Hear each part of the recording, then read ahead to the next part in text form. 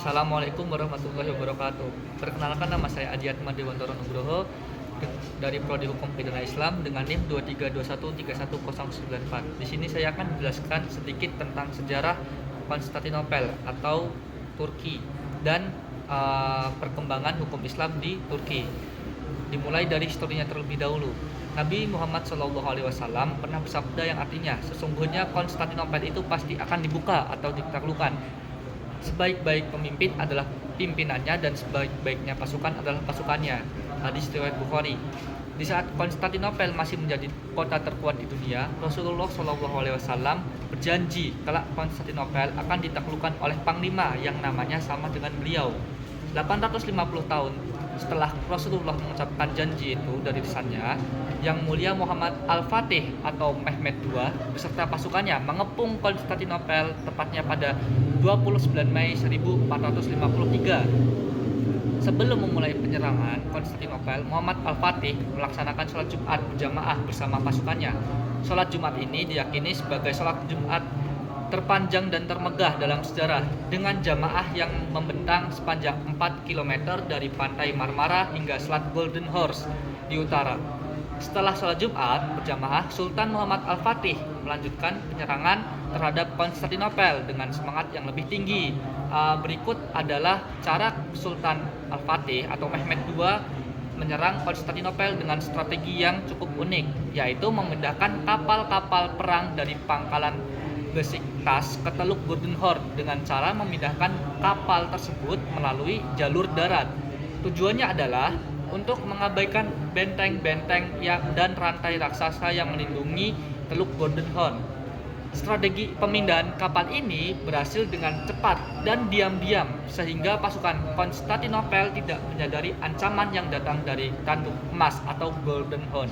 Berkat pemindahan kapal dan strategi militer yang cemerlang, Sultan Muhammad Al-Fatih berhasil menaklukkan Konstantinopel dengan cepat selama 55 hari pada tahun 1453 Masehi. Tadi adalah sejarah sedikit intermezzo sejarah tentang Konstantinopel. Berikut adalah penerapan hukum Islam di Turki.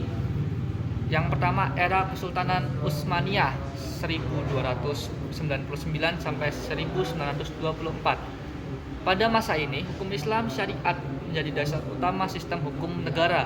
Syariat Islam menjadikan hukum resmi, terutama hukum keluarga, perdata, pidana, dan waris.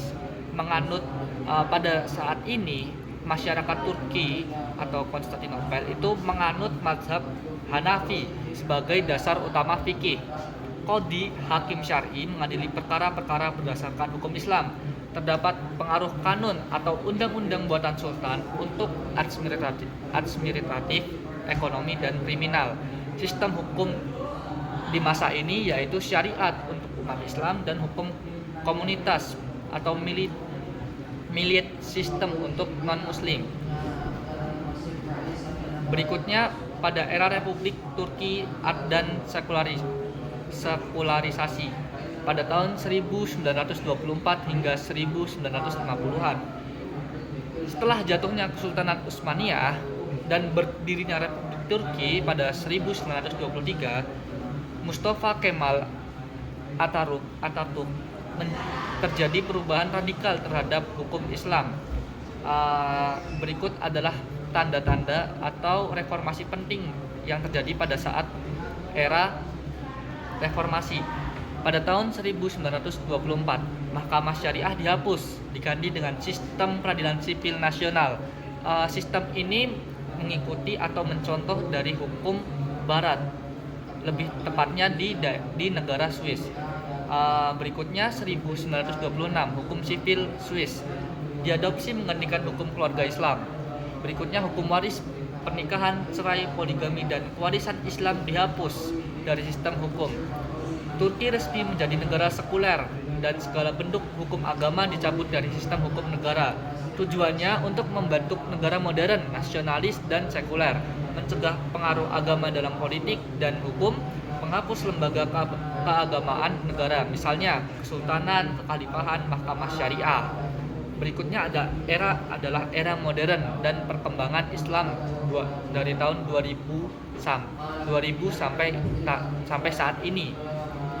Di bawah kepemimpinan Recep Tayyip Erdogan dan partainya AKP, terjadi kebangkitan nilai-nilai Islam dalam kehidupan republik. Meskipun hukum Islam masih tidak diberlakukan secara resmi. Perkembangan pentingnya antara lain, satu, tidak adanya pengembalian hukum Islam secara formal, tapi akomodasi terhadap ekspresi Islam. Kedua, peningkatan peran lembaga-lembaga keislaman seperti Direktorat Urusan Agama atau Diyanet. Ya, berikutnya diperbolehkannya kembali jilbab di kantor publik dan sekolah, yang dimana sebelum itu jilbab atau wanita menggunakan jilbab itu dilarang. Berikutnya, nikah agama oleh imam diakui, tetapi harus disertai nikah sipil. Jadi nikah dengan ciri utamanya negara tetap sekuler secara konstitusi, tapi nilai-nilai Islam mulai hadir dalam kebijakan sosial dan moral. Hukum Islam hanya diterapkan secara sosial atau budaya, bukan dalam sistem hukum negara yang paten.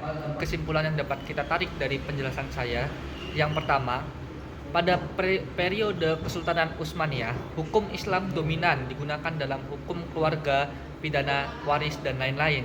Pada era Republik atau Ataturk, hukum Islam dihapus total digantikan hukum Barat dan sistem sekuler, lebih tepatnya hukum di negara Swiss.